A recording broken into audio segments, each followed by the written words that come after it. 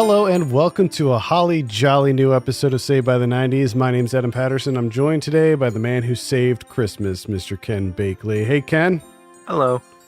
The holidays are upon us once again, and this month we're excited to bring you a straight-to-video and made-for-TV Christmas. This is Saved by the 90s. Kraft introduces Charlie Brown's Christmas macaroni and cheese. Wow, my very own noodle. It's as if they've captured my true essence and manifested it in noodle form.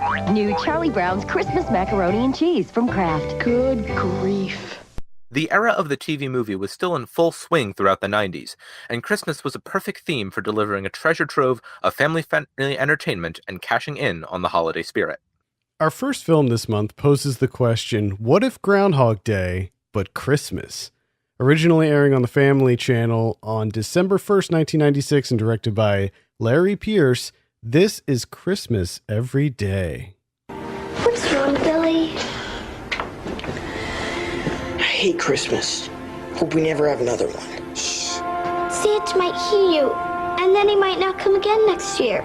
Yeah, well, I got news for you, Sarah. There's no such thing as Santa Claus, okay? It's just some stupid lie parents make up to keep you acting good all year. You're wrong. I asked for $1 and I got one. Dolls are for babies. When are you just gonna grow up and get a life? I asked Santa Claus for a jump shot. I didn't get one. What does that tell you? Santa doesn't give jump shots. You have to practice. Be logical, Sarah. You really think that one guy can go to millions of houses and deliver thousands of presents in one single night?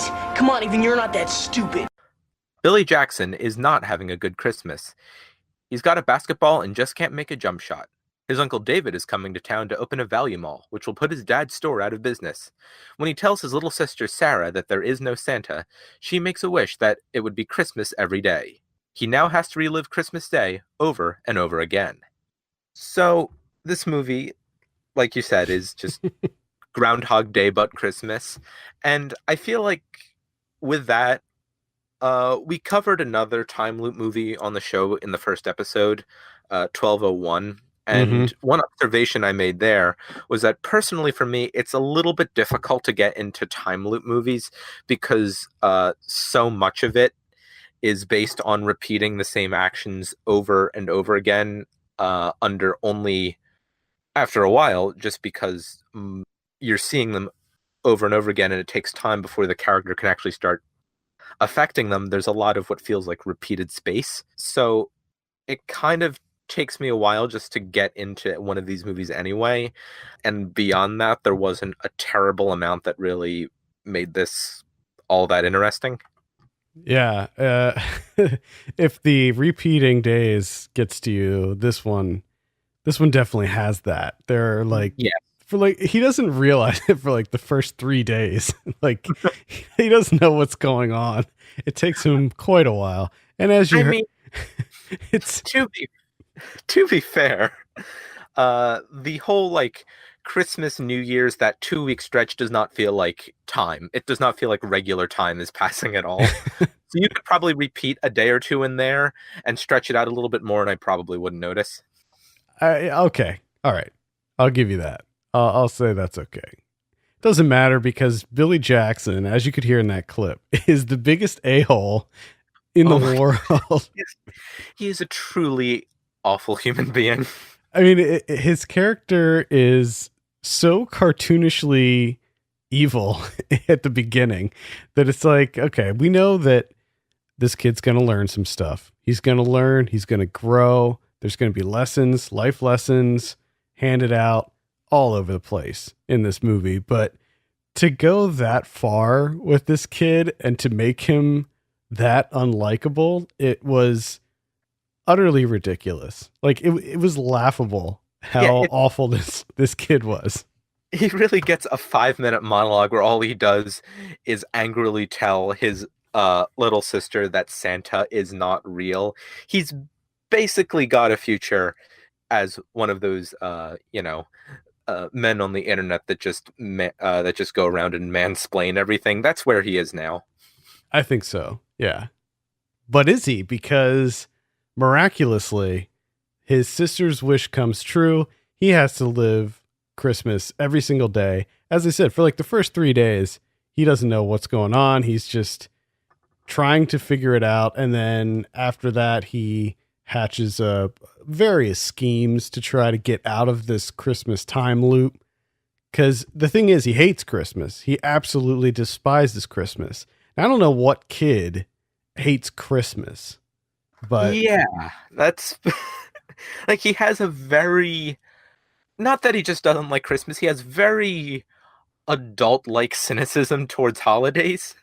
it's very strange. I had a few friends that hated Christmas, but it was because they were Jewish and they were just jealous of all of the kids who celebrated Christmas. So they weren't big fans. But Yeah, but it's not. This is a Christmas, a kid in a Christmas celebrating family that has just completely, almost nihilistic attitudes towards Christmas. and I love the first day that it's Christmas before the time loop. His parents get him a basketball and he's just like whatever. And then his parents get him a basketball hoop and they hang it up and it's hanging in the driveway and it's brand new and it looks great so he can work on that jump shot that he's just so desperately wants for some reason. And he just does not seem thankful in the slightest bit. He's just like, whatever.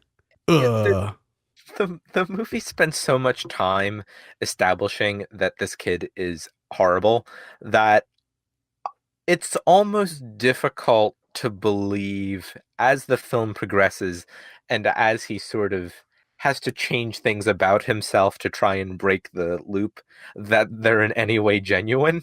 Yeah. It feels performative.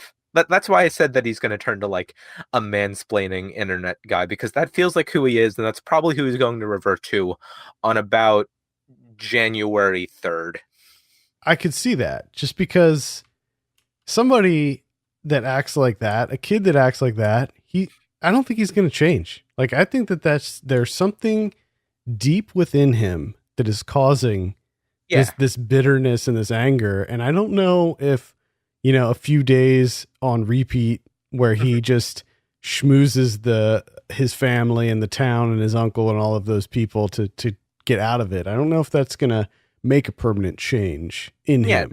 Yeah, it's going to be like when it's going to go back as soon as he gets back into the rhythm of school and stuff. That's why it's January 3rd. It's going to go through the new year, like the extra vacation day after New Year's. But then when he goes back into school, he's just going to turn in back to the same person and, just revert to his old ways because it's not Christmas anymore. The first thing he tries is by sort of getting revenge on all of the people that wronged him. Like, he sets up his uncle to get water dumped on him, and it backfires because that's not the Christmas spirit. He's not embracing the Christmas spirit. But the weird thing is there's like one time loop where he seems to do everything right, but it still doesn't really work. It's like it's not good enough, and then he has to do it again, even better this time. Yes, this movie has not only about 4 or 5 too many loops, it also has a very odd relationship towards the idea of personal improvement, because not only does its main character not really sincerely improve, it also conveys this idea that nothing's going to change unless he is absolutely perfect all at once. Yeah, like he has to make sure that his relationship with his sister is perfect, and then the relationship with the whole thing with the uncle, and then there's also the girl that he likes. He likes this girl who seems to have a boyfriend who's like a bully. And I'm not really sure what that's all about. Like, are they dating or not? What's going on with that? Yeah, I never really quite figured that out. So like he has to be nice to her and take the high road and not stand up to the bully and like make a fool out of him. And guess what? He practices his jump shot and he gets his jump shot. And I think that that's what really pulls him out of the time loop. It's all about the jump shot. Exactly. It feels like, I don't know if it's a weird correlation causation thing, but everything has to be perfect so he can make the jump shot, so he can get out of the loop. So really there's a lot of levels of perfectionist behavior in here. It's an odd movie. There's a lot of kind of slapstick goofball, physical gags that occur, which I'm sure we'll talk about with some of our, at least one of our other movies. Mm-hmm. And, none of it really, it felt very much like a made for TV movie. It felt very Family Channel esque, it's sort of a kid's movie, but it's teetering on that family film line there. It's the kind of movie that, once you dig into it, makes no sense, but on the surface level is just passable enough. It kind of has that shelf life where they would headline it the first time they aired it, and then kind of just move it back for the next a little while, and then would very quickly just throw it in the back of the library and never play it again. Yeah, this is like the type of movie that when ABC Family, I don't even know if ABC Family is still around, but it's they've rebranded again. It's called Freeform now. Oh, that's right. Freeform.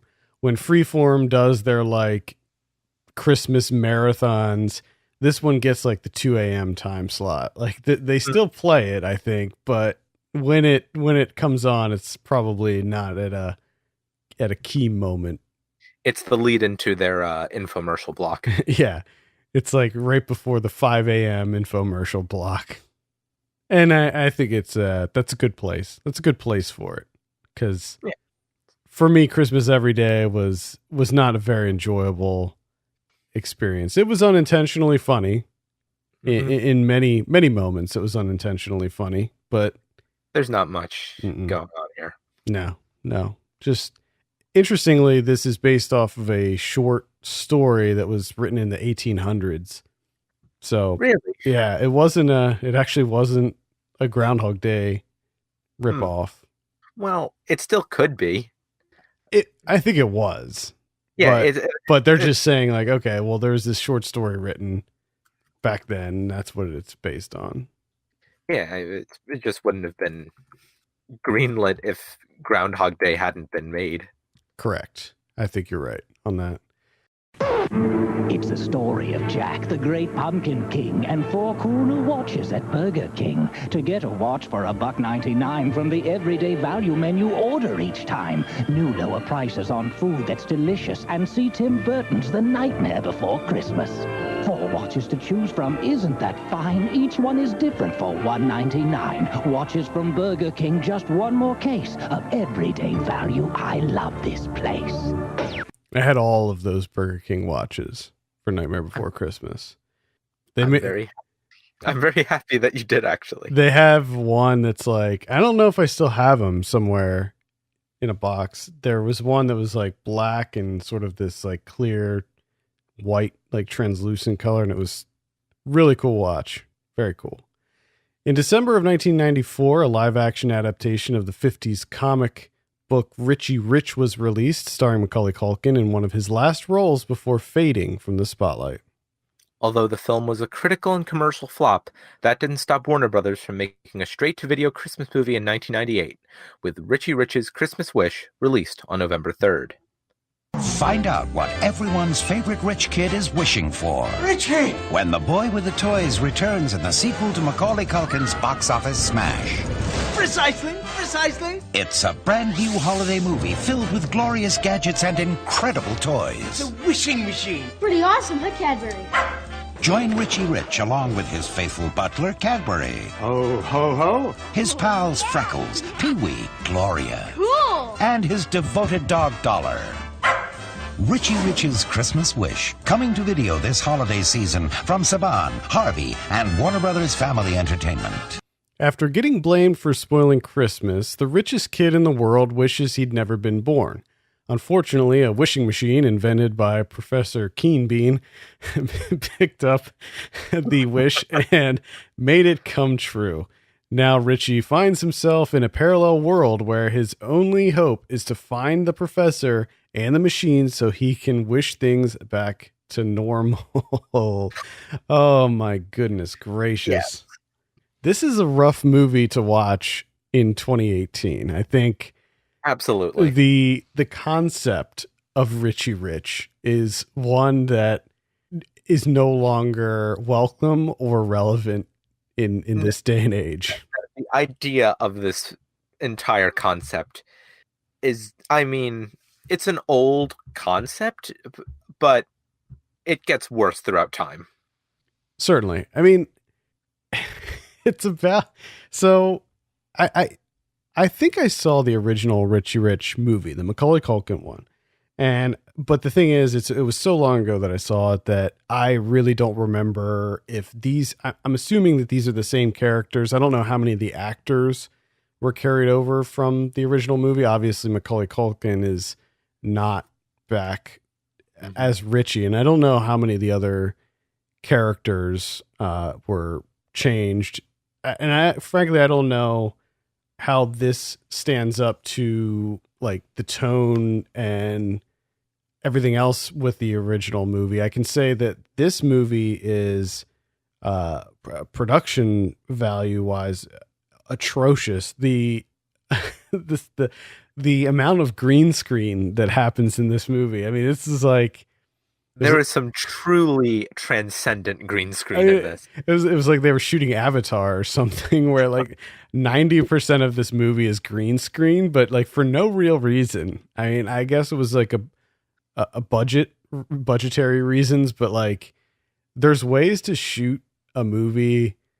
I mean, a lot of it just takes place in like the forest and like front yards and fields and stuff. And it's like, or relatively empty rooms. Yeah, it's like why are you putting green screen? It had to be a budget thing, but even the stuff that was inside on actual sets just looked so cheap. It just looks so bad, and there's a fair amount of CG being used in this too. And for 98, I mean, if you remember 1998 movies, CG was not great, especially on lower budget movies. And oh my goodness. So there's this scene that happens in the beginning, the whole thing where he's getting blamed for spoiling Christmas.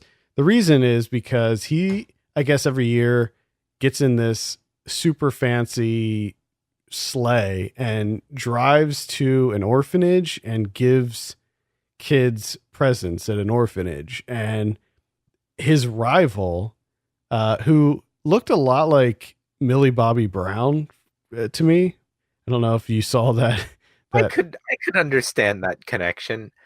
The main thing that stuck out to me is it really is true that every movie villain in the 90s, including ones where the villain in question is a small child, dressed exactly the same. Yeah, they all had this sort of like the black and red thing. Yeah, slicked back hair with the suit, the sort of yuppie looking suit.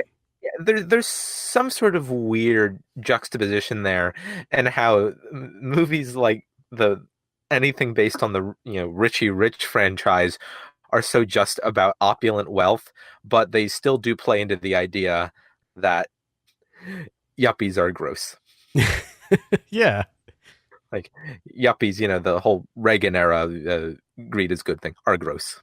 Capitalism's great, but only when it's in the right hands. Yes, only when Richie Rich is rich. Only when it's Richie Rich, and it's not gross that he has a dog and somehow that dog, like I'm assuming that he painted. I don't know if he painted the dollar signs on the dog or if he bred the dog to have a dollar sign spots.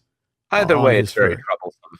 Yeah, either way, there seems to be some sort of abuse happening with that dog situation. But anyway, the kid, his rival, Reggie, gets a hold of this remote, if you want to call it that. I call it a hunk of styrofoam that was spray painted gold.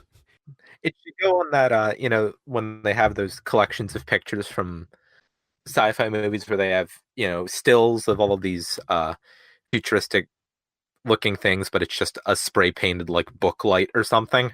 Mm-hmm.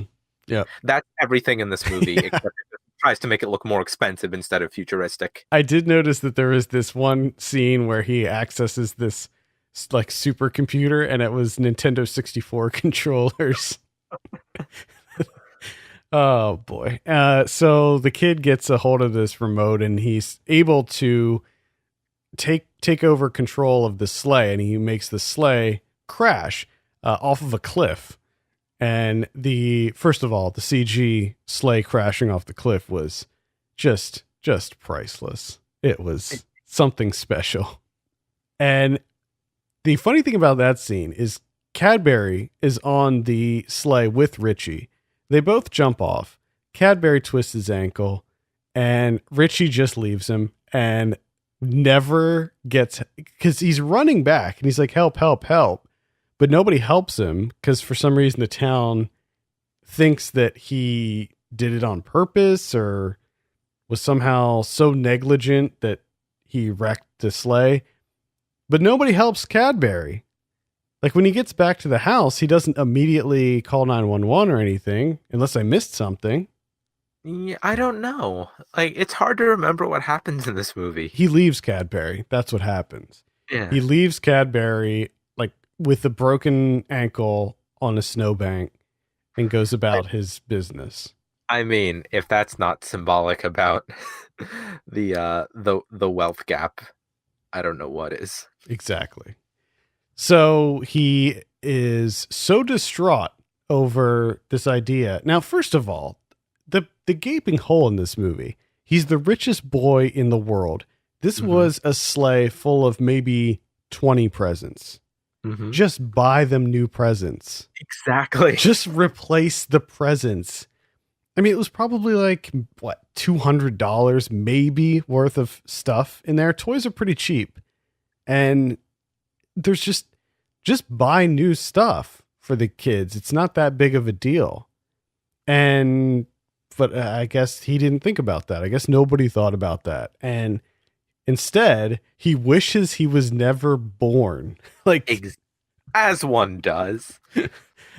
I mean, maybe that's the only thing that holds up in 2018 is just always wishing that you were never born.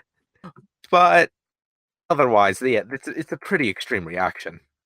He happens to do this in a lab where Eugene Levy is working on a invention that can grant wishes. Just so happens that he has a wishing machine, and the wishing machine picks up on it, and as the synopsis says, it sucks him into a world where he was never born.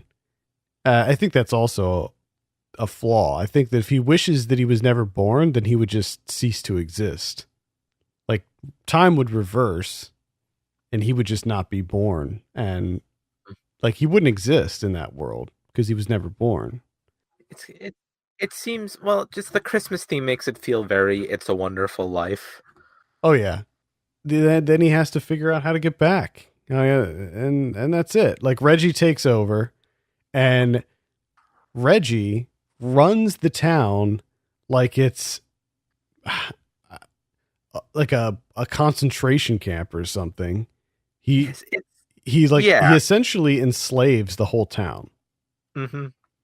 It's very difficult to understand exactly how, I mean, Richie Rich not being born doesn't change history too much because he's still kind of a young kid, but it changes it enough that the entire structure of the town is dramatically altered.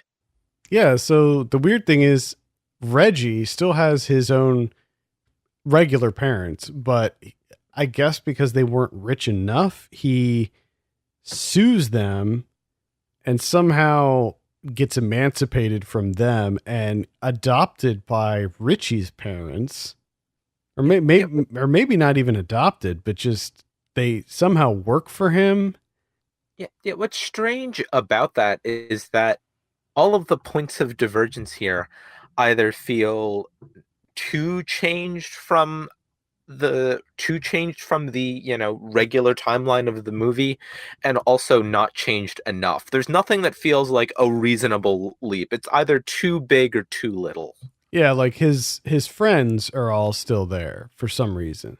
Like they're not really friends with this kid, but somehow they're still there, like playing on his property. And so Richie finds them and instantly becomes friends with them again. And the Cadbury is a roadie for a rock band, which leads to a absolutely ridiculous scene involving Richie dressing up like he's part of the band and fooling the police. Oh, because he's wanted by the police for kidnapping the dog. So like the entire police force is out hunting down Richie Rich. And I should also mention that meanwhile, this picturesque little town, this little suburb has turned into like a dystopian wasteland with like burning barrels in the streets and like children who were forced to eat garbage because this like 10-year-old kid took over the town somehow. Exactly. Like the implication here is that the birth of Richie Rich, a good rich person, is only thing that was keeping the world from complete chaos under the bad rich person. That's it. That's it. Yep. Mm-hmm. Oh boy. So, it doesn't play in 2018. No, nothing about this plays in 2018. Just, I don't think it's cool to be a filthy rich person that has a machine that like dresses you and showers you and all of that stuff. Because if anything has taught us anything, there's mainly bad rich people. There aren't too many Richie Riches. Correct. Even like the thing is, even though they make Richie Rich out to be a good rich person, the bulk of what he does is just playing with ridiculously expensive experimental toys with his friends. He's just not as actively malicious. Yeah, he's not doing a lot of actively good things. He's just not terrible all the time. Right, like people were actively afraid of Reggie, like this little boy. They were frightened to death of him. The police would just they were at his beck and call. They could just do whatever he wanted, whoever he wanted arrested or fired or anything. And he just was the overlord of this town. And he ended up demoting his parents to janitors at a museum that he owned. I don't understand how he has the money. Like, how does a kid have the money? I don't. Why wouldn't his parents or the people that earned the money have the money? If anything, it would be in like some sort of trust for him. I'm just not sure how he is able to exert this power over everyone. It was a mess. The movie was it was so bad. I mean, I guess if he can control the town and get the police to do what he wants, then presumably he could get the courts to assign his estate entirely under his control. I guess that's what happened. Either way, the kid's a little turd. Richie ends up getting Eugene Levy who has a terrible accent in this. What is going on here? He's a great guy. I love Eugene Levy, but what's going on with the accent in this movie? Gets him to build the time machine or the wishing machine rather. And he wishes everything was back to normal, and boom, everything's back to normal. And he's still just a filthy rich little brat. And Reggie is not. I mean, Reggie is actually. That's the thing. Like, Reggie is still a rich little brat, but he's just not quite as rich. It appears in this film, looking over the cast list, Reggie's mother is played by Marla Maples, who, of course, was married for some time to America's richest little brat who became the president. Oh, how about that? So it almost does tie in a weird way. A little bit of foreshadowing in Richie Rich's Christmas wish here. Mm. Michelle Trachtenberg in this also, of Pete and Pete fame. Mm-hmm. So we have that Pete and Pete connection. It's always good to have a Pete and Pete connection. Mm-hmm. David Gallagher plays Richie Rich. I have not seen him in anything recently that I can recall, but he was in a good number of things back during this time. He was in Seventh Heaven. He was the like middle child, I think, on Seventh Heaven, or one of the kids on Seventh Heaven. I know of the show, and I think I saw a little bit of it just from what other people, had on TV when I was younger, but I know nothing about it. Don't bother. Yeah, it's I wasn't gonna circle back. Very bad. It's about a family, and their dad's like a pastor, and it's not good. It's not a good show at all. It seems like one of those shows that was on forever and made like 5 billion episodes, but nobody ever remembers it. Yeah, I mean, this dude was in 197 episodes of this show. Good for him. So, yeah. Hey, you know what? If it's solid work and steady work, go for it. I don't disparage anybody for doing just working, Just like it's like I think the most extreme version of that would be like David Caruso, where after CSI Miami was canceled, he just retired. That was the bulk of his, income was, starring on that show every week for 10 years. And then when it was canceled, it was like, well, I'm done. Yep. Thanks everyone. I don't know if I would not do that. Like I might do that. If I looked at my bank account balance and had like millions of dollars in it, I'd be like, all right, I think I'm done. I think I'm going to just like sail around the world. Mm-hmm. Yeah. After 10 years of, sunglass one-liners before the cold open, where can you go from there? Yeah. David Gallagher also is the voice of Riku in the Kingdom Hearts series. So fans of the Kingdom Hearts series out there, this is Riku. Yeah, that's pretty much it for Richie Rich's Christmas Wish. I think that it's an unwelcome relic of the mid-90s. Mm-hmm. And I really can't recommend this, even on like a sort of a goof watch. No, it just makes you kind of sad after a while. I think Christmas Every Day could be like a goof watch where you're just watching it to laugh at how ridiculous it is. But this one is just, it's very grating. Like I just felt myself becoming progressively more angry as I watched it. Mm-hmm. Put another Yule log on the fire because Saved by the 90s will be right back. So the boy fell asleep in the Toys R Us store, and he woke up with toys from the ceiling to the floor. We've got the Nintendo action set, including the control deck with double game pack and Zapper light gun for just $99.99 at Toys R Us. And we have all the hottest game cartridges at great everyday low prices. Love growing up with my Toys R Us kid. Toys R Us. You'll never outgrow us. The 80s brought with it a large number of popular toys, and while the Cabbage Patch craze may have taken the world by storm, it wasn't until the 90s that toy fads evolved into rabid, obsessive, and sometimes violent fandom. Welcome to the 90s Holiday Gift Guide. If you don't know what to get your little one this Christmas, here's a quick rundown of the decade's hottest toys. Now, I have in front of me the list of every best-selling toy from the entire decade.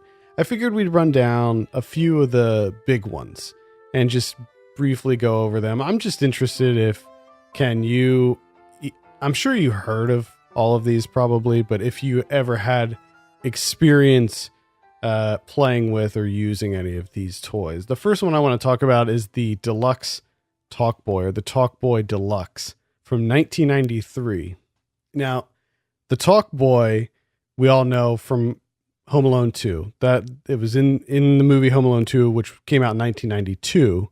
It was not a real thing. It wasn't a real toy when it was featured in the movie, but Tiger Electronics was hired to create a functioning device that came out in 1992, shortly after the release of the movie. So it was kind of like when the Back to the Future Part 2 anniversary came around, like the day on which he goes into the future, and all of the fake future products mentioning it, they all had like limited runs of the real thing. Yeah, yes. It was sort of like that. They modeled it exactly after the one in the movie, and it had a lot of the same features, but not all of the same features. It wasn't until the deluxe Talkboy came out in 1993. So the 92 model was essentially just a tape recorder that looked like the Talkboy from the movie. If you remember in the movie, Kevin McAllister can like slow down the playback, so he can record something and then slow it down. That function I don't think was in the original Talkboy, but in the deluxe you could do that. So that one came out in 93. The Home Alone 2 Lost in New York came out on video in July of 1993, and then the holiday season is when the deluxe Talkboy came out, and that's when everybody bought it, including myself. I got one for Christmas as well. And with that, you could record and you could slow down. You could also speed up. So you could slow it down to like 76% playback speed, and then you could speed it up to 130.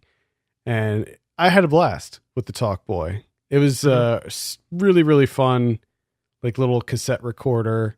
It had this like cool like handle. And I learned that the design of the Talkboy was designed by John Hughes. So it was a really cool toy. Retailed for $29.99. The original ones are pretty expensive to buy now. Any of the stuff that we're talking about on this segment, pretty much the original ones are expensive now. But have you had any experience with the Talkboy? You know what it is. Yeah, I know what it is. Yeah, I don't know much. I didn't know much about the history of the toy itself. To me, it seems like the kind of thing where, as with many toys, it kind of has diminishing returns in terms of enjoyability after a while, but just the idea that you could have this very versatile prop as the part of a movie and then have a real life version of it that does all of those things is a pretty cool idea. Yeah, and if you compare the two, they're almost 1-to-1. They look almost identical. So they did a really good job with recreating it. And then they also came out with a bunch of spin-offs in later years. So I had the Talkboy pen. They created a pen that you could do. They had the same functionality, and it was like an actual pen that you could write with, but then it had buttons on it that you could like record and play back and do all kinds of fun stuff with, like changing the speeds and all of that. I really like the Talkboy pen. They also released the Talk Girl, which was a pink version of the Talkboy a couple years later. Got to get all those needlessly gendered derivatives in. Of course. Not sure that I don't know if they would do that now. I would hope they wouldn't, but who knows? Yeah. So the next one I want to talk about came out in 1995, and that's the Beanie Baby. This was a fad that completely went over my head. I was, by this point in my life, Beanie Babies were so silly. I never understood them. I had some like relatives and stuff that were into the Beanie Babies, but I don't know if you are familiar with these little toys. I am, and it's the kind of thing where it's just enough of a variation from like regular stuffed animals that you recognize how they're different, but it's still such a continuously recognizable and successful brand that they just sort of feel like an accepted variant of stuffed animals. Like it's just almost genericized at this point. Yeah, so there were a few. I think there were a few things that made them so popular. They were a little bit different than stuffed animals in that they were filled with beans. So the movement was a little bit more realistic, I guess. Yeah, a little more weighted. Yeah. And there were tons of them. There were so many different ones. And there was this sort of manufactured scarcity of them where they would release limited edition ones and like certain ones that you could only get at a specific store. And it caused this, people to start collecting them thinking that they were an investment, like that they were going to be worth money someday because you got these super rare Beanie Babies. So you have these collectors just buying, hundreds of these stuffed animals that they probably regret now. But of course, back then you never know what's going to turn into an investment. And it's like, in the closet that I'm recording right now, I'm looking up and I'm seeing like all of these toy trucks, like these Hess trucks that I got as a kid, and the whole point was those ones you don't open because you hold on to them because they'll become collectibles. And I don't know what value they have now, but I just immediately like that idea that you could just get something ostensibly supposed to be a toy and then you immediately don't open it. It's like a savings bond or something. Like your uncle gets you a Hess truck and is like, now don't open it, keep it for the next 40 years and you'll build That's basically what it is. Yeah. I actually got a Hess truck every single year growing up. And I still have all of my Hess trucks. I have many, many Hess trucks. It's still in their box because it was the same for me. Like I think I opened them and played with them, but I don't think I did in later years. Yeah. I'm at home right now in a basement closet, looking up at a bunch of Hess trucks. I love Hess trucks, man, and those commercials too.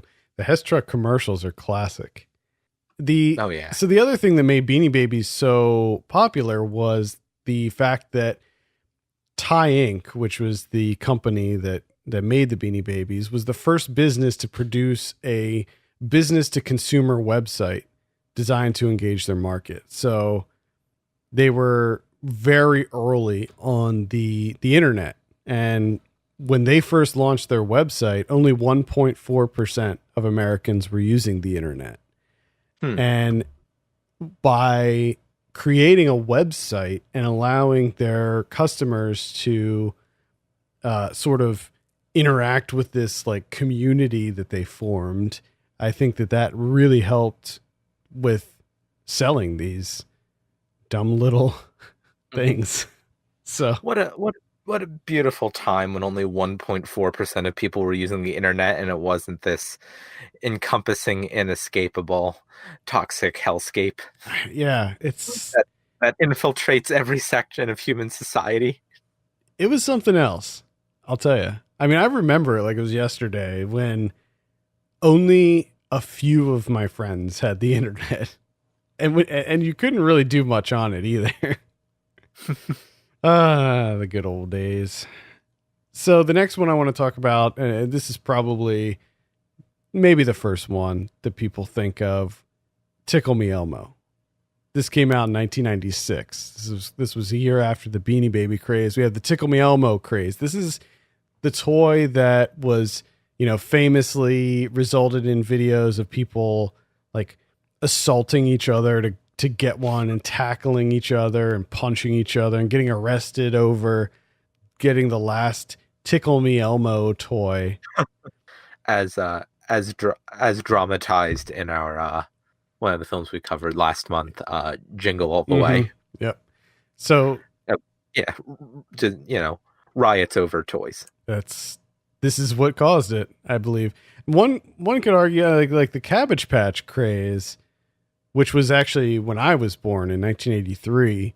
That was pretty rough, but I don't know if it was on the same level as Tickle Me Elmo. I don't think see, the thing about Tickle Me Elmo is I don't think that they didn't know it was going to be that big. So they weren't prepared for it. So that it was getting sold out all over the place. So like Tyco Toys made Tickle Me Elmo, and they made a whole line of Sesame Street toys. But for some reason, it was the Tickle Me Elmo that just exploded. And the cost of that toy was $28.99. That was the MSRP.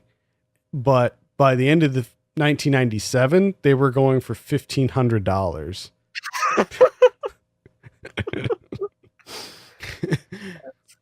Yep. I mean, you could say that you get what you pay for, but you'd still be getting what you were paying for when it was $28.99. Like, I'm sorry, but if I don't get a Tickle Me Elmo, even if my kid wanted one, I'd be like, sorry, they were sold out. Like, what? I'm not paying $1,500 for. But honestly, at that point, it's less about getting something for the kid, and it's more just about the parent in question just wanting that sense of accomplishment.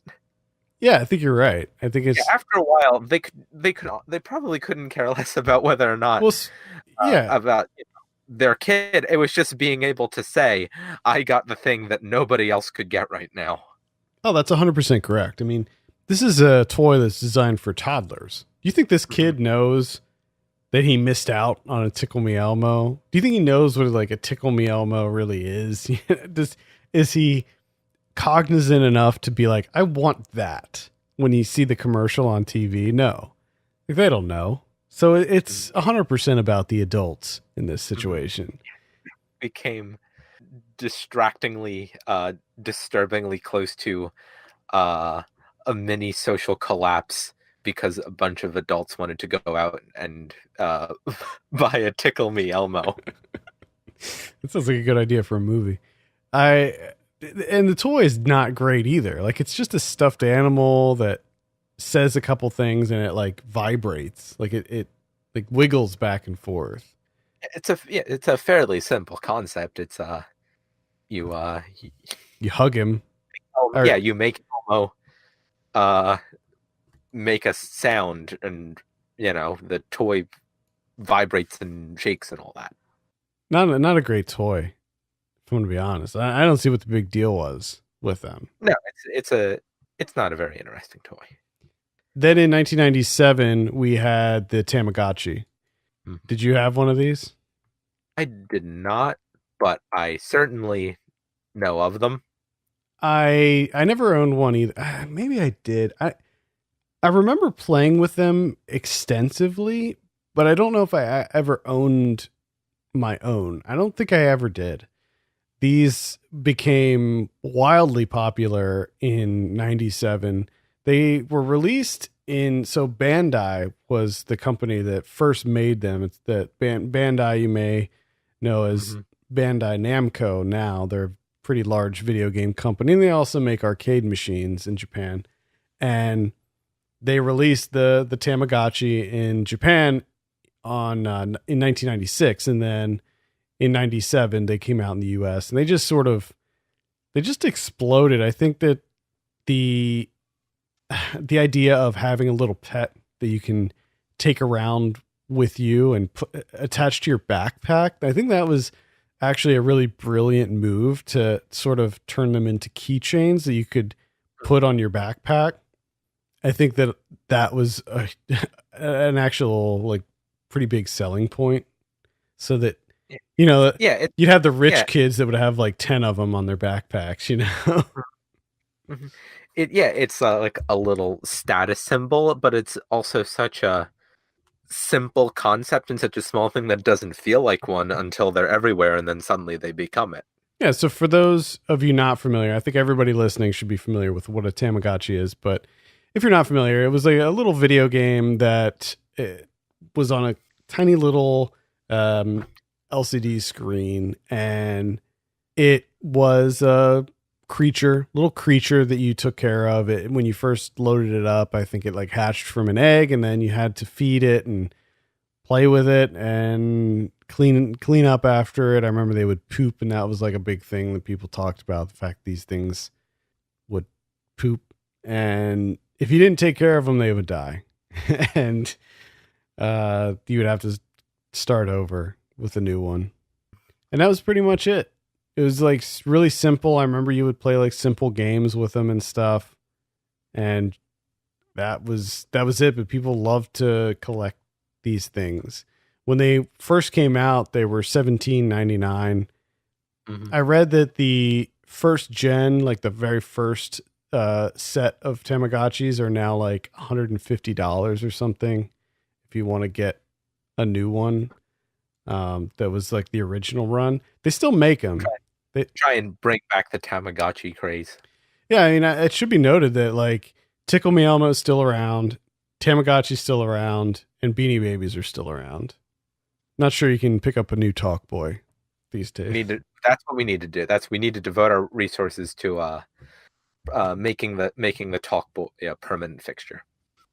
Hey, retro is huge right now, so nostalgia is big. So I think we could easily make a new Talk Boy and not have it be cassettes, make it digital, so update it, but still have like, make it look like the plastic molding, still have it look like a cassette. I think that's a great idea. Yeah. It'd sell like hotcakes. Mm-hmm.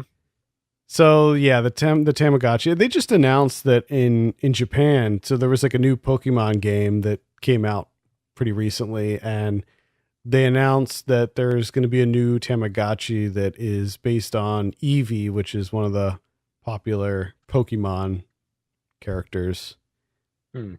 Evidently it's only coming out in Japan, but I imagine that it's going to sell very well, and I imagine it'll probably come out here at some point too. So I would assume they're still releasing them. They're still coming out with the Tamagotchi. And I remember like back when their popularity started to go, they tried to update them, and like you could link them with like other people's Tamagotchis and do some sort of like trading or maybe play games.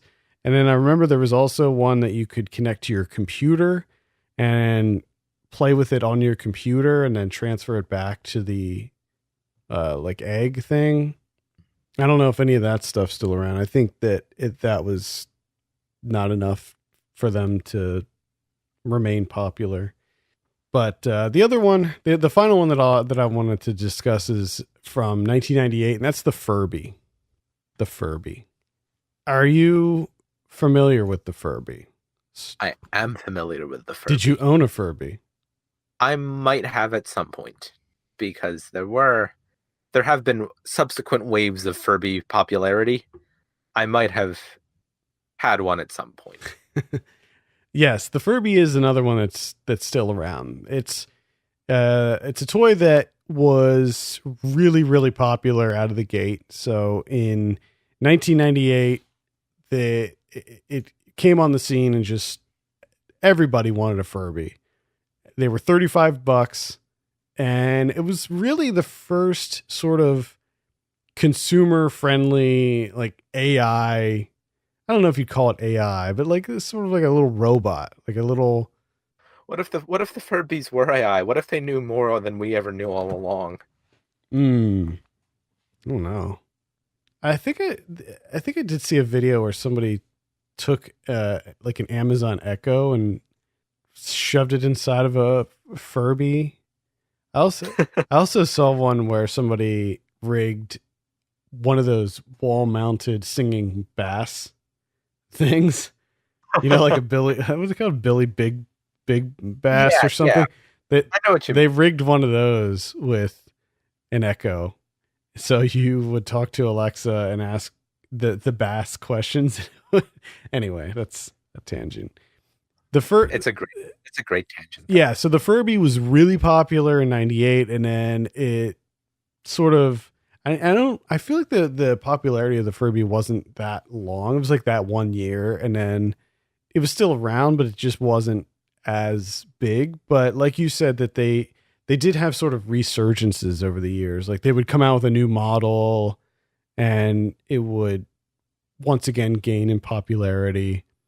And they were kind of cool, I guess. I never owned one. I had a friend who owned one, and we made fun of him endlessly for getting a Furby, because by 1998, like, you're too old to have a Furby. And Because he was like 17 years old or something. And he bought a Furby. Like, what are you doing, man? What are you doing with your life? You're buying a Furby. Because at the end of the day, they don't really do much. Buying a Furby. That's what he's doing. They don't really do much. So when you first get them, their eyes blink and their mouth moves. And I think that there might be some other movements that they can make. So when you first get them, they don't speak English. They just speak their own language. It's called Furbish. And as you talk to it, it begins to learn English. And then eventually it'll talk to you in English. And it'll do things like you can say, like, tell me a joke or something. And it'll play little games with it. And I don't know. It's just a super basic little robot. I thought they were creepy looking. I never liked them. And I really didn't understand the appeal. The eyes are a little bit concerning. They're just dead. They're just dead eyes. Yeah, the theory is that, larger eyes make things look more appealing to humans, less threatening, but not this case. The eyes are. Yeah, just the design in general. I'm just not into the beak. It doesn't really have a shape either. It's just kind of it's shaped like a tombstone. Yeah, it's kind of like wide at the bottom, and then it kind of gets less wide at the top. It looked to a point. It looks like a tombstone. I can see it. I don't like its beak. It looks like the beak of one of those giant deep sea squids that you see in like Lovecraftian horror stories. I just imagine that beak biting my eyeballs out. It might. It very well might. It very well might. You imagine getting your eyes beaked out by the tombstone-shaped, dead-eyed Furby. Oh my goodness. Maybe people might think that would be pathetic, but honestly, that's a haunting experience. That's chilling. The Furby is terrifying. It is. That's why I don't like him. I remember when I would stay over at my friend's house and he had that Furby and it was sitting on a shelf, and I would I'd be like laying on his couch or something, and I look up and I see that Furby and it's just staring at me, and I know it's plotting. It's staring directly at me, and it knows that it's going to try to beak me in the face when I sleep. Now I think I might actually have, if there has been a Furby at some point in my life and I can't remember now, I'm sure it remembers me. Oh yeah, I'm sure it does. Oh dear.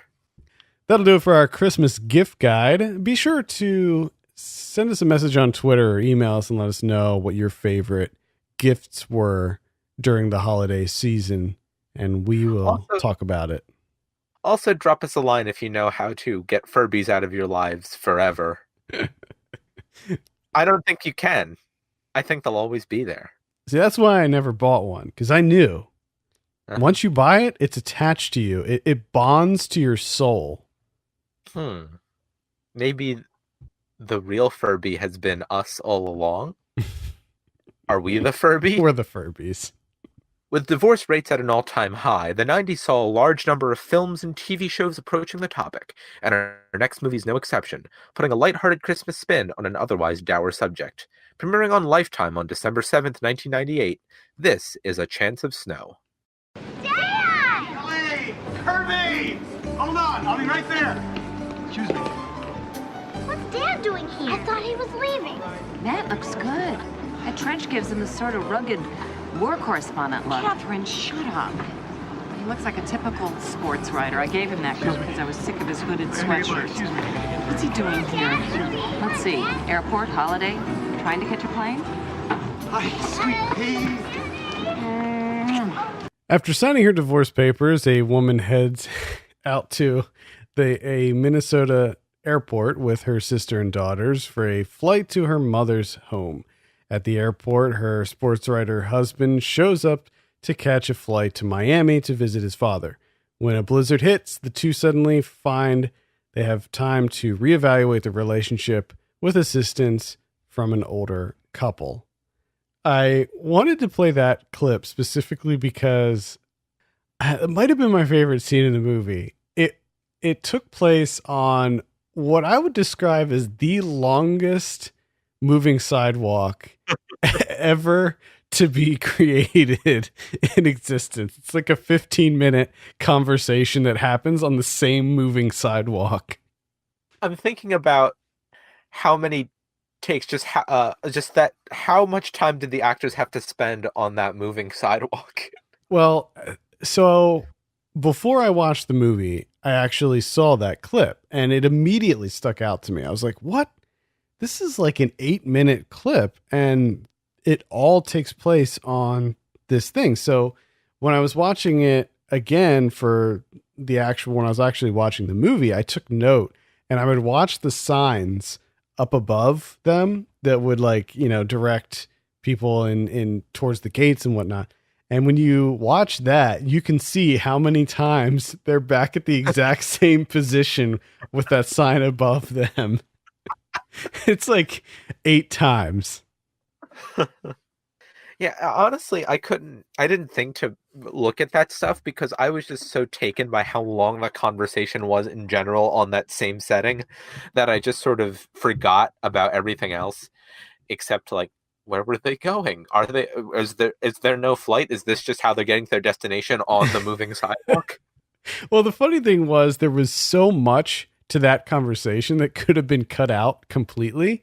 There was probably 45 seconds at the beginning where they're just talking about where they want to go eat at the airport. And it's like, why is there so much padding in here when you seem to really be struggling to get this all done on one moving sidewalk? It's like everybody talks about all of the very famous scenes in the room. One of the sleeper candidates for my very favorite part of that movie's general incompetence is there's a scene. It's like the very famous scene in the coffee shop, the "So how's your sex life" scene. But I like the very beginning of it because it has the perfect amount of that kind of padding where it's like them walking in, but there's people in front of them in line, and it captures it's like a one shot of all the people in front of them putting in their orders, which is just one of those monotonies of real life, is waiting in line, just other people ordering, and then you finally get to the front of the line. That does not need to be in a movie, but you could put it in a movie. There's nothing stopping you from putting it in a movie except for the fact that it serves no purpose at all. And that's what that reminded me of. It's just people having completely mundane conversations that, yes, you can say you could put it in a movie because it's a real conversation that real people have, but it serves no purpose and just makes you feel like you're going insane. There was a lot of that in this movie. There's a whole lot of that. I have a lot of notes for this movie. After I watched it, I sent you a Slack message and I was like, this is just such a Lifetime movie. Oh, yeah. It is the definition of a Lifetime movie.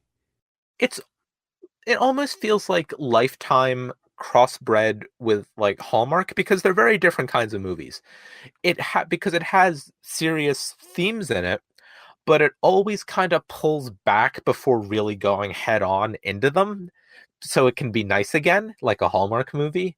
So it's this weird Lifetime Hallmark hybrid where it acknowledges that bad things happen, but not so much so that you feel bad afterwards. Right. And I do want to get into what this movie is saying in a bit. I want to dive into the minutia of what Chance of Snow is trying to tell us about relationships and divorce. Mm-hmm. So the film, it's got a lot to say. It has a lot to say. The film opens with JoBeth Williams attempting to remove her wedding ring in the sink in the most blatant way possible to let everyone know this is happening. This divorce is happening. She's removing the ring. That lets us know. But it's funny because the scene is it's so long, and she can't get the ring off, and she's putting soap on it, and she's just struggling. And then we're thinking, maybe that's a sign. Maybe it's a sign that she's not ready for that ring to come off. Maybe. Then we get to the airport, and of course, as you heard in the clip, and as the synopsis says, the dad happens to be at the airport at the same time. What a brilliant stroke of, I don't know, coincidence that they would see each other in a big airport like that. It's the Minneapolis airport. All right. This is a serious airport. They sit down and they have lunch and they talk about the presents. And it's like, what? They already gave each other their presents. I was confused about that because that seems completely unacceptable to me that you would already have given the presents to them. That's very questionable behavior. I'm not really sure about that. And then you have this old couple eavesdropping the entire time, and we keep cutting to this old couple, and it's very obvious that they're going to come into play later. This old couple, they're going to be back. And then of course they do come back, and the older woman talks to Jo Beth Williams, and then the guy talks to the guy, and they're just talking about relationships and, man, how to make it work, And if I was any one of these people, I'd be like, look, just mind your own business. Like, don't butt into my life. It would never happen. In real life, you would never have an old couple being like, you know what? We need to help save their marriage. Clearly there's something wrong here, and we need to impart our wisdom on these people. I do like how it sort of like tries to slowly ease them into the story to the point where, they almost feel weirdly intrusive from the start, because they keep cutting to them like, oh, they're just observing. But I mean, on another level, you're not bringing Barbara Barry and Charles Durning in your movie just to be extras. Right. Yeah. I mean, as soon as they show them, that they're, these are going to become important characters on which the entire catalyst of the film relies. Yeah. It should be noted that this movie would not pass the Bechdel test.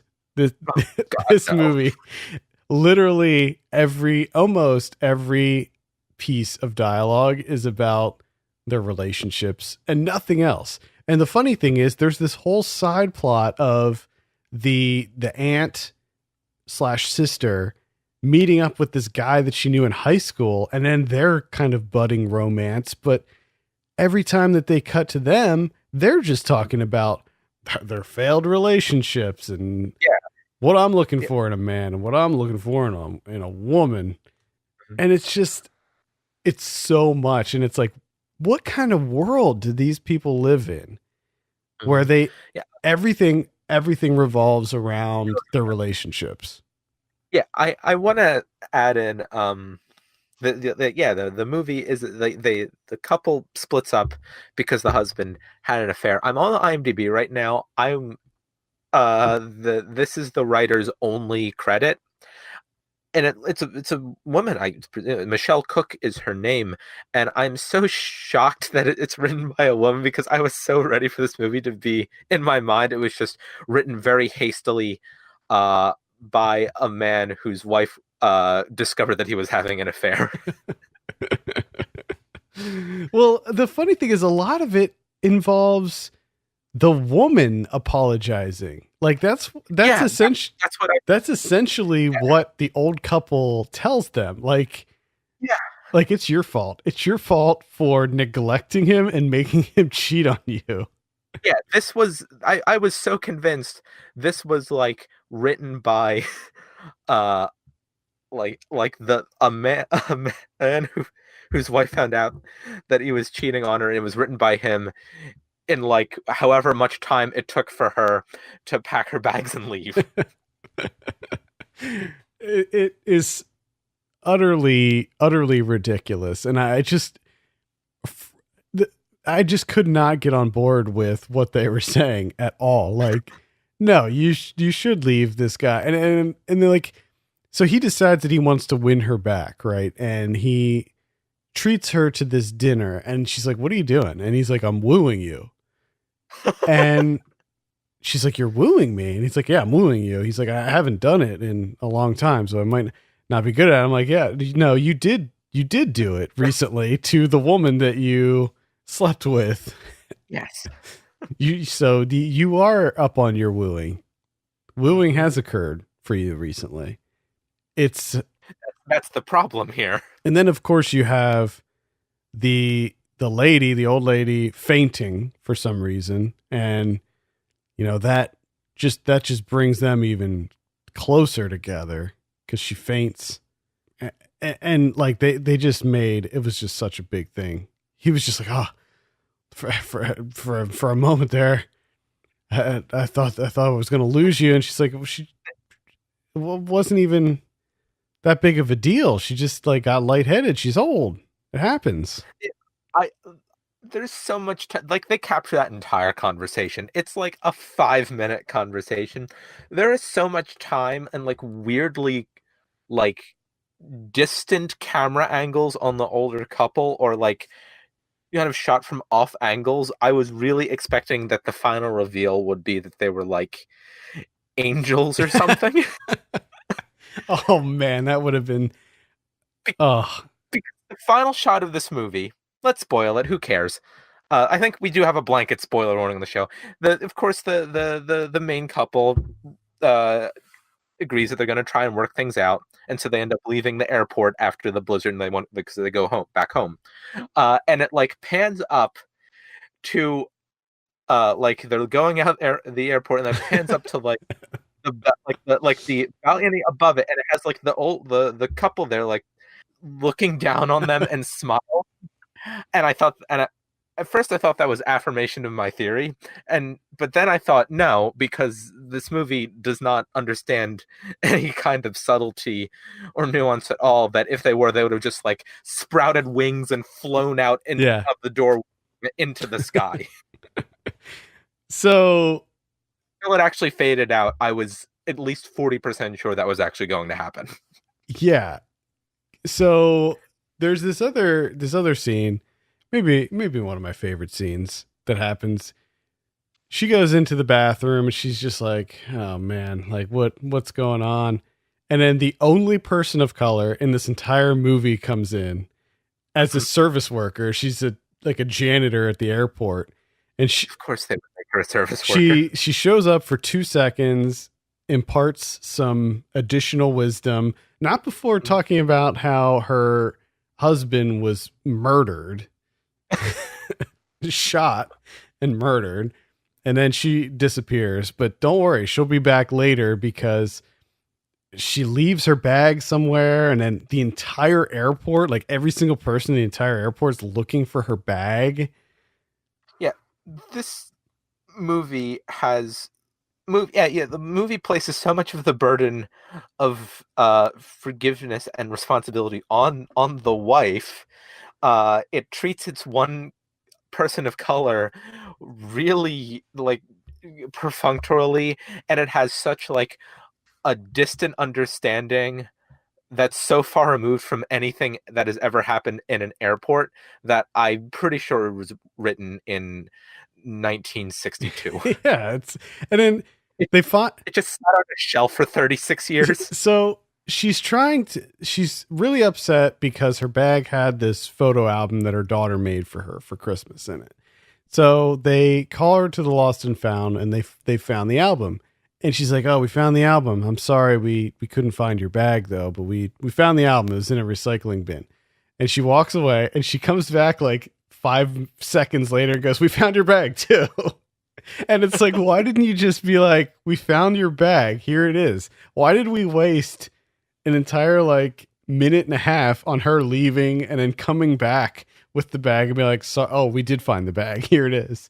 It's like, there's so many little things like that, going back to just just random bits of extraneous garbage that are included in this movie. It's like, it all felt like padding. Like I'm almost sure that most of this movie was just padding to.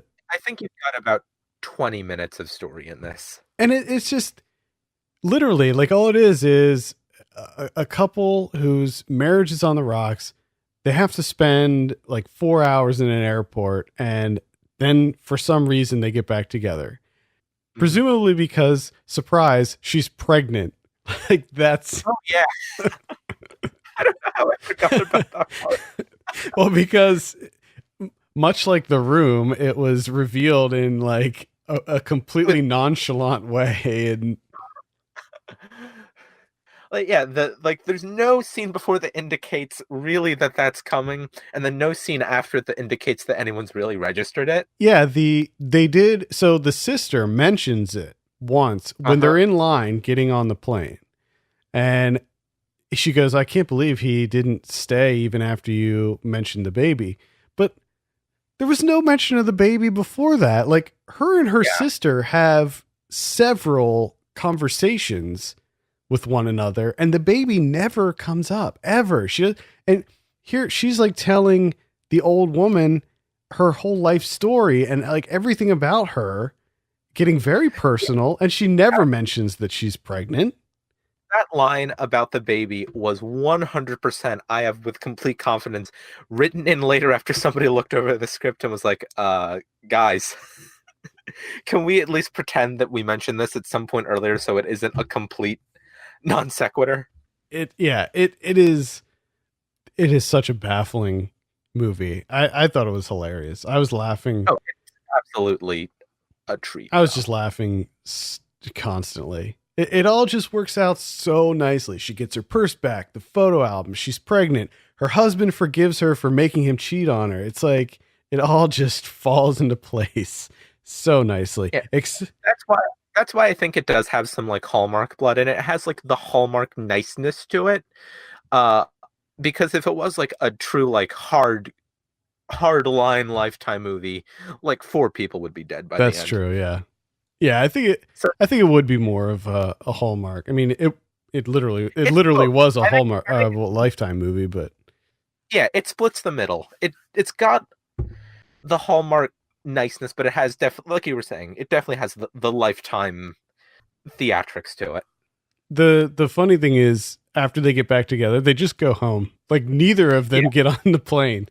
They're just like, all right, I guess we'll just cancel these plane tickets that we probably paid hundreds of dollars for, and we won't. It's Christmas Eve, and the mom has a roast waiting, which was also one of the funniest scenes when she calls her mom, and her mom's like, "Well, the roast is going to be ready at 8:00, so you better be here." And she's like, well, I'm snowed in," and she's like, "We should have been here yesterday." I mean, she's right. That's true. She's very right about that. Like it did hurt a little bit to think that what did they say? That like I feel bad for the roast. Yeah, because like the final thing at the end where the kids are like, "What about grandma?" And the mom's like, "She'll send us leftovers." Yep. No, that was a okay, whatever. That weirdly made me angrier than everything else, is that all of their traveling is just canceled at the end.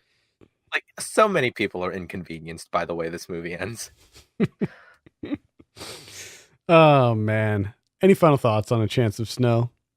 I definitely thought that ending was going to be even crazier, because I cannot stress how close I was to believing that the older couple was going to be revealed as some sort of supernatural entity. I thought so too, actually. I mean, they set it up to, so I'm wondering if originally maybe that's what they were going for, like that the old couple was never really real, like they were angels. There's definitely a way crazier first draft of this movie in like Michelle Cook's filing cabinet or something. Yeah, I just remembered the other scene that took entirely too long was the metal detector scene when they're going through security, and she goes through and her wedding ring for some reason is setting off the metal detector at the airport, which anybody who's gone through a metal detector on an airport, wedding rings don't set off metal detectors. That's not how that works. But that happened, and it was a whole thing. Like, she had to keep going through it, and it was just like, what? Yeah. Like this movie has maybe not even 1962. This movie has almost pre-commercial flight understandings of how people would get into an airport to get ready to go on a plane. It's so, yeah, the way that airport functions is not even close to how a real airport functions at all. Mm-hmm. It's ridiculous. Yeah, I think all we ended up concluding going through this is that this movie is actually way closer in spirit to The Room than we might have realized at the start. I think so.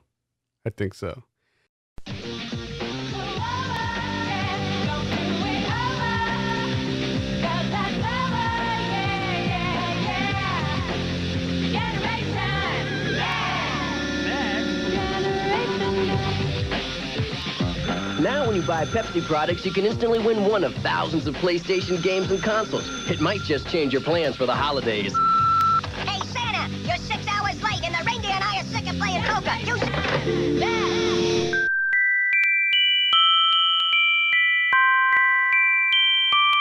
Ho, ho, ho. I know you're playing elf bowling for Christmas this year, and if you're having a tough time landing those strikes, I have a quick holiday tip for you on this month's Cheater's Corner. Simply hold Control plus X and release, and everywhere you aim will be a strike. Have fun and knock those bratty elves back to the North Pole. Our final film this month is an entry in the reluctant Santa genre, popularized by the 1994 Tim Allen vehicle, The Santa Claus. At the time of this movie's premiere in Canada on the CBC, it was the most expensive film ever produced by the Canadian Broadcasting Corporation. Airing on December 12th, 1999, this is Must Be Santa. It was decided a long time ago that Santa should be a regular mortal person with human feelings and frailties. See, that way he's more in touch with the hopes and dreams of people, of children. And no one person is Santa forever, so he doesn't get stale. Who's that? That's General Patton. Santa must pass his powers on to his chosen successor, but mistakenly passes them on to an ex-con. Oh man, what a way to end this run of movies. What a way to end all movies. This should be the only movie. I feel like we're saving the best for last here. Must Be Santa. This aired on December 12th, 1999. So maybe Y2K should have happened just so this would have been the last movie. Yeah, it's okay. So it's directed by Brad Turner. And like you said, most expensive Canadian Broadcasting Corporation production to that point, up to that point. Where was that money going? Because if it was going towards the sets, this was maybe the ugliest Christmas movie. This is the most drab, disgusting, darkest Christmas movie I've ever seen in my life. What? Like, there are scenes that almost feel like grace. They almost feel like a David Fincher movie. Everything, like, it looks like. Yeah, it looks like Seven. So when I was younger, there was this laser tag place that opened up in our town called Laser Quest, and when you would go inside, I felt like the play area of Laser Quest looked like how the North Pole looks in this movie, where there's just these random like spires and ramps that seem to go nowhere, and like half built walls that don't really connect to a building. They're just like a wall that's there. And then you have like a roller coaster, just precariously sitting there in the middle. And you have this control tower. It felt like a laser tag arena. That's what it was. That's what the North Pole was. Can I tell you what I do enjoy about this movie, though? Just the concept of this movie is My favorite, like sort of tiny niche subgenre of fiction is trying to take, fantastical concepts and just grounding them really harshly in like the bureaucracy of the real world. Like that's the only thing I really care about for a lot of things. It's just I didn't know how much I wanted some kind of uh work that's just about how would the North Pole actually work from a bureaucratic point of view. And my very favorite thing to learn was that in the world of this movie, no one person is Santa, and so it's like a papal conclave to choose the next Santa. Yeah. Headed up by Dabney Coleman, of all people, as Tuttle.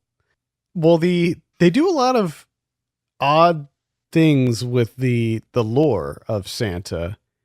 So it's angels and not elves, and they have children playing these roles. So I guess we're to believe that the North Pole is run by dead children. I guess. If they're all angels, and then led by Dabney Coleman, and then like a 90s dude given teenager in the control station. That's such a great character. Man.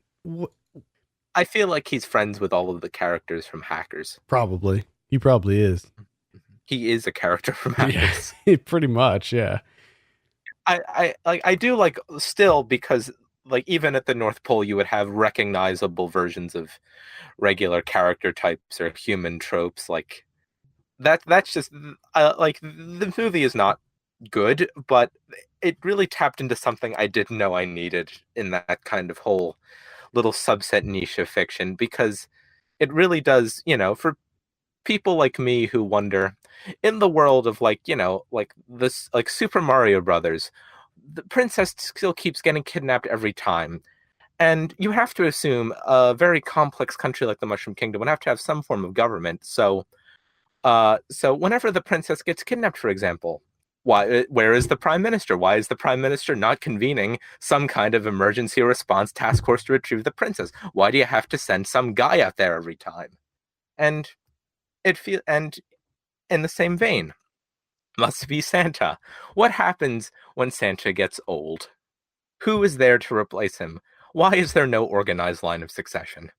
Well, I think I think it was funny how like the current Santa, we spend a little bit of time with the current Santa in the beginning of the movie, and he dies like 5 times. Like he's dead, and then he's like alive again, and then he dies again. I want to say, I was on the IMDb page for this movie, and it had like only like 4 or 5 user reviews, and a couple of people were really upset at this movie because of the implication that Santa could die. Like one person said it was obviously part of some kind of hidden agenda. They never specified what that agenda is, but that there was something explicitly malicious about a movie made for children that indicates that Santa is not actually a immortal magical being, but is many people and could die. Well, that happens in the Santa Claus, though. At the beginning of the Santa Claus, that's how he becomes. Yeah. He dies, which is, a little grim for a kid's movie, but this whole movie is grim. Like the North Pole is a nightmare scape that's run by dead children who seem to like preside over this eternal flame that's just randomly placed on the floor for some reason. And so they find this guy who's a thief, and he's the next Santa, and they're like giving him the rundown of how it all works, and he goes, "It's pretty airy-fairy to me." And I'm like, wait a minute, what? It's pretty airy-fairy to me. And he says it so nonchalantly, like that is just a common thing to say. Like, yeah, it's just a common term. It's like, that's pretty airy-fairy. Everybody knows that. Was that like a very regional or time-specific piece of like Canadian slang? Perhaps.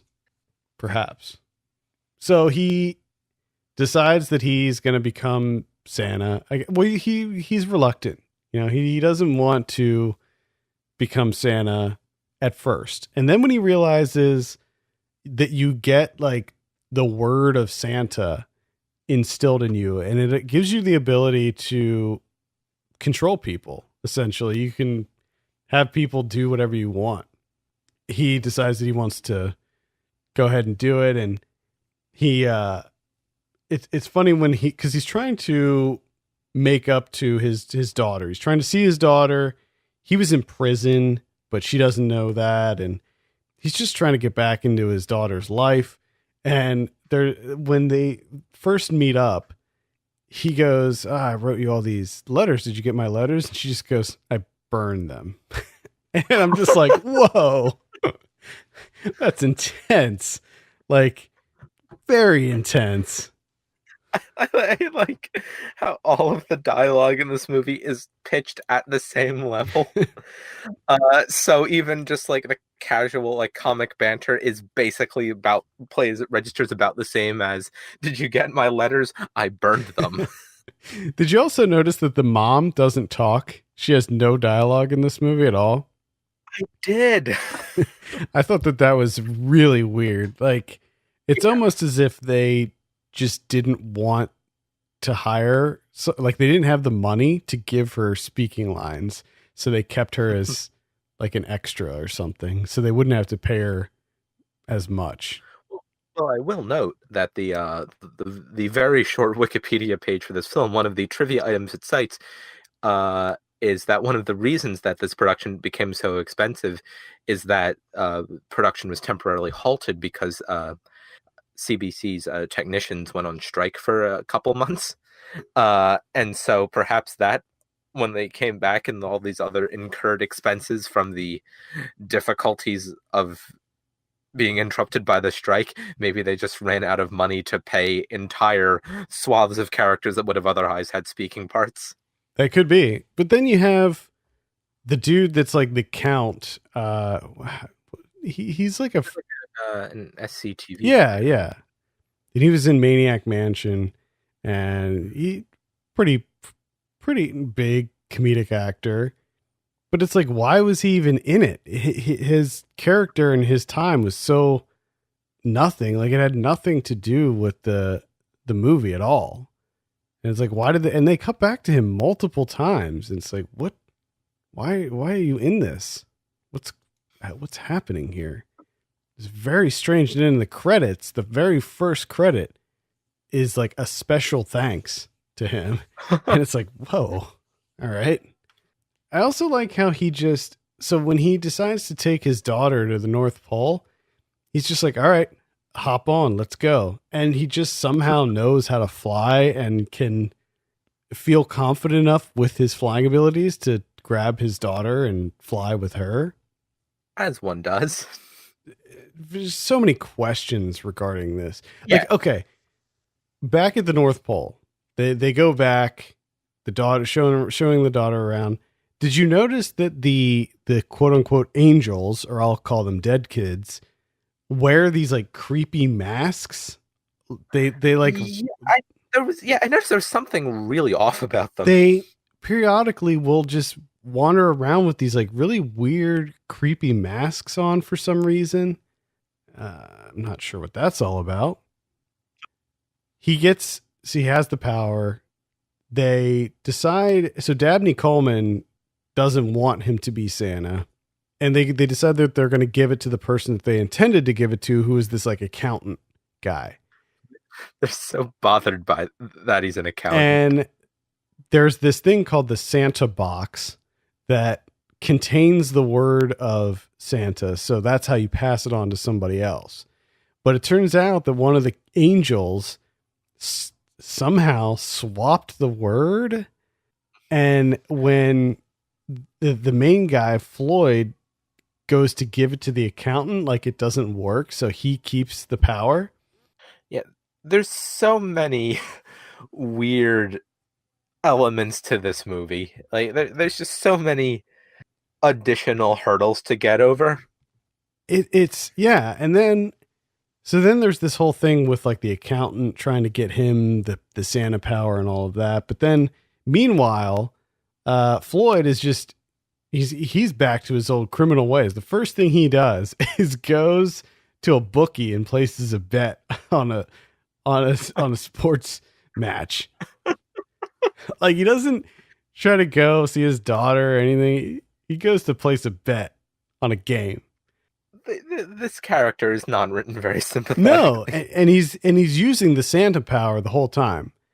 So he's abusing it. And one of the first things they say is like, you can't use it to your own like advantage or whatever. You can't use it maliciously.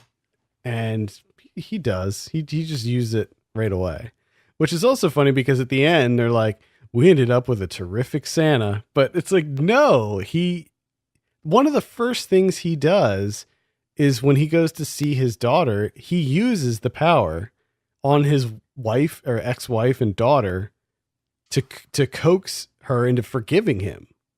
Yeah. And then so I guess because he used the power for bad, it like causes a storm to occur in the North Pole and an earthquake, and for some reason Dabney Coleman gets vaporized. That was such an amazing shot of him just flying up and then vaporizing. Which none of it just didn't make any sense to me, because he looks at it, he's like, it's all right. And then he just goes and gets vaporized. And then they're like, okay, well, he's Santa now, and everything, and everybody's going to live happily ever after. And we're going to get on our sleigh with no reindeer. There's not a single reindeer in this movie. This movie plays really heavy into like the Santa power struggle and then resolves it basically by accident. And then one of the strangest twists is he's not gonna take the mantle of Santa. He's gonna give it up to the accountant guy. But then his like assistant, who you heard in the clip, I guess she's an assistant, like handler. I don't know what you would call her, the head angel. I'm not sure. She gets very upset that he's not going to be Santa, and she's like starts to cry, and she's like, "I love you."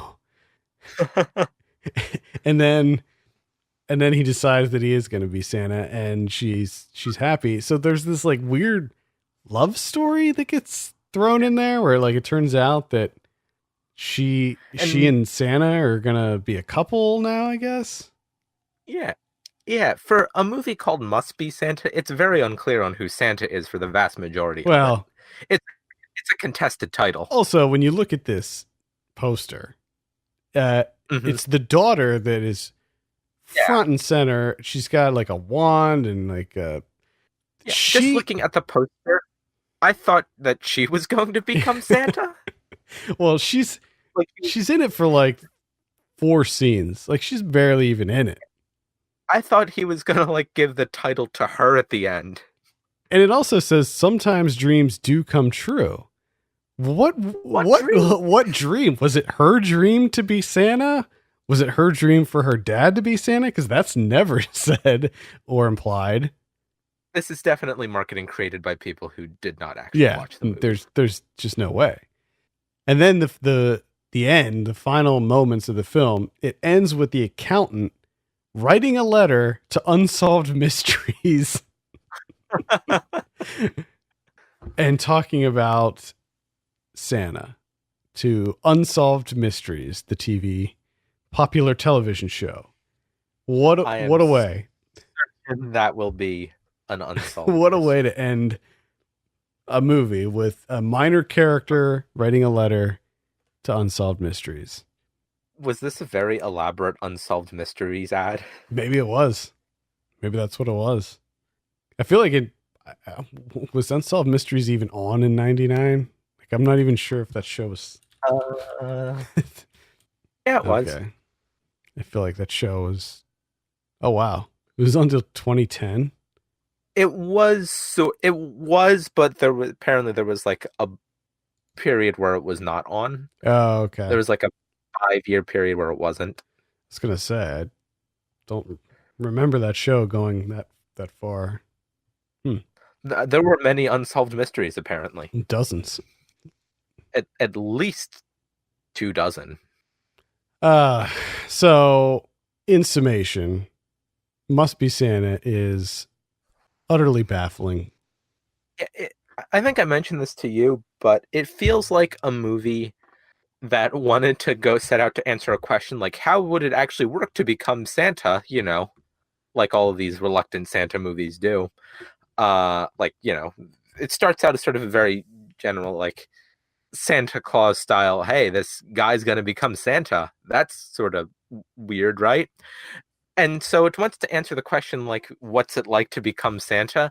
But all it does is introduces so much about the laws of its world that you just end with maybe 50 times as many questions as you had when you started. Yeah. It should be noted. It should be noted that this movie is extremely bad. It is horrendous. Mm-hmm. The questionable production design alone makes it almost unwatchable. Like they use a lot of like the gel filters, so like all the lights are cast this like bright like pink and blue sheen and all different colors onto the characters. So everything feels like Max Headroom or like just one of these terrible cheap TV shows. All of these lighting choices were bad. And I know that it's probably because we saw poor quality. I mean, I wouldn't actually watch it, but I would be interested to see like a little snippet of what this looks like on like a high definition transfer, like what it would look like on Blu-ray, just to see if, because I have a feeling that even though we saw a poor quality version, that it would still look like utter crap. Like it would still be impossible to see what's going on. And for sure, it's so many questions. Like what the whole roller coaster thing doesn't make any sense to me. Like that's how they get around using a roller coaster. Like to leave, they take the roller coaster, and then to come in, they like take some sort of portal. Like, why couldn't you just take the portal both ways? Because who doesn't want to take the roller coaster over? I guess that's what it is. Where were the toys being made? I mean, I can't stress enough how horrendous the North Pole looked. It somehow manages to feel like there's way too much detail about how this would work, but also no information about what that detail is. It's like an 80s cyberpunk thriller. Yeah. It looks bad. It feels complicated, but not because you've learned a lot about how like these characters interact in this setting. You've just sort of been overwhelmed with all of these images that don't look good and don't mean anything. And it was 2 hours long too. Was it? Oh, I don't even know. Well, at least according to IMDb, it felt very long. It felt very long. I don't know exactly, but yeah. Oh boy, Must Be Santa. It isn't. It is not Santa. Well, it must be. It must be Santa. Like must be Santa. The Must Be Santa. He's very confused about being Santa. It's not like a sure thing. Oh yeah, like I should mention the reason that he ended up in prison. He burned down his own business for insurance fraud reasons. He committed heinous insurance fraud and almost killed a security guard in the process. And that's what landed him in prison.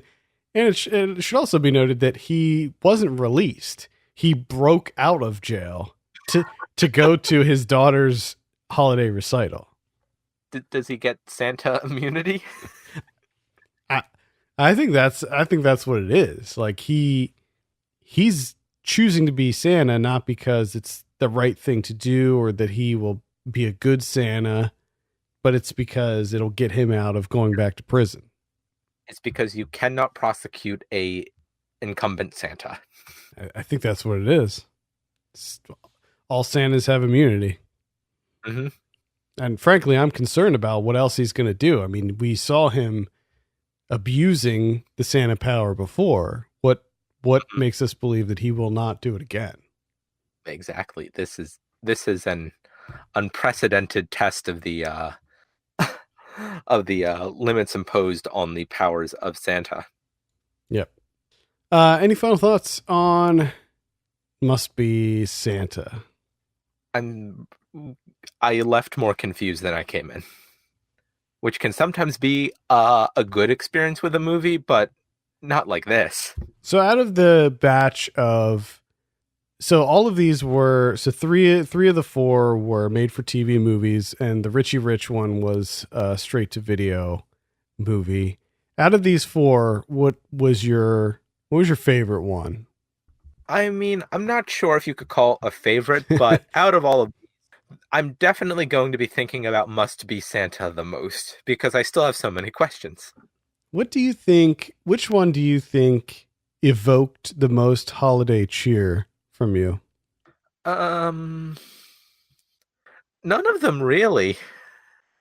Because they're I guess, like, if you took in complete isolation some of the later scenes in Christmas Every Day, they feel kind of nice. But yeah, most of these movies are not about good Christmases. They're either about unusual Christmases or ruined Christmases or becoming Santa. I should also mention that in Richie Rich's Christmas Wish, Reggie decides to cancel Christmas, and that's the final straw. That's what makes the police decide to go against him, is that he announces that he will be canceling Christmas. That's the firing Mueller of Richie Rich's Christmas Wish. One other thing in Christmas Every Day is when he meets his cousin, she gets out of the car and they decide to go spend Christmas with them instead of going to Hawaii for some reason. And she gets out of the car and she's kind of a bratty kid. And she goes, "Who would want to go to Hula Land on Tinsel Day?" And to me, that was like the perfect line. I mean, that's better. That's up there with Airy Fairy. Hula Land on Who'd want to go to Hula Land on Tinsel Day? That's how you know she's got a latitude, because she's using slang and man. Uh-huh. All right. I think that's going to do it for this month. I want to thank everyone for listening, and I hope everyone has a fun and safe holiday. If you could, consider reviewing us on iTunes. It's extremely helpful. And be sure to follow us on Twitter and Facebook at 90s Pod for daily 90s goodness. For Ken Bakley, my name's Adam Patterson, and this has been Saved by the 90s. Bye, everyone.